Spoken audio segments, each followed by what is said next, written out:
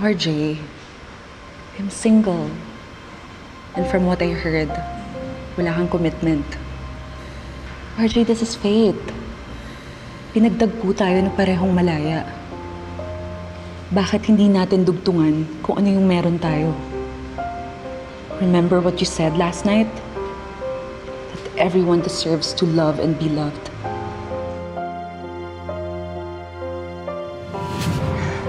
Wala na akong nararamdaman para kay RJ.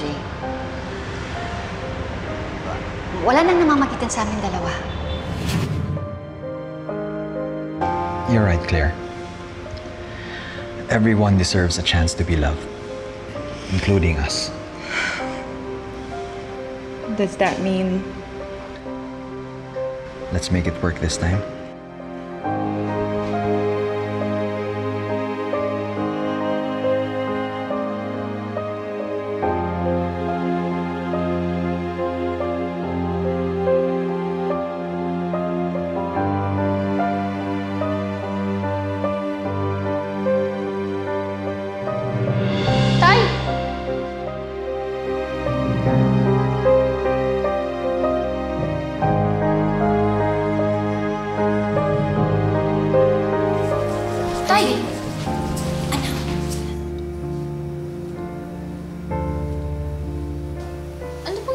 Bakit kayo Anak. I'm sorry, Dr. Santos. I know it's not appropriate, pero may good news kami. Lynette, you finally gave us another chance. Ha? Pero tay, akala ko ba? Anak.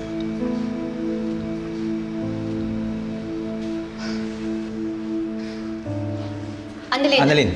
Annalyn! Ako na. Excuse me, Claire. It seems like Dr. Santos is not happy with me and RJ's decision. Pasensyahan mo na yung anak ko, ha. Nabigla lang siguro yun. Pero pagkatapos kausapin ni RJ si Annalyn, maintindihan na niyang lahat. Lynette, sa'yo okay lang ba?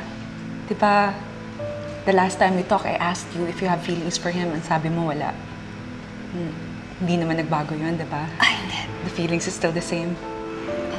Hindi nagbago yung desisyon ko. Okay lang ako. Congratulations! Congratulations sa inyong dalawa ni RJ. Masayang-masaya ako para sa inyong dalawa.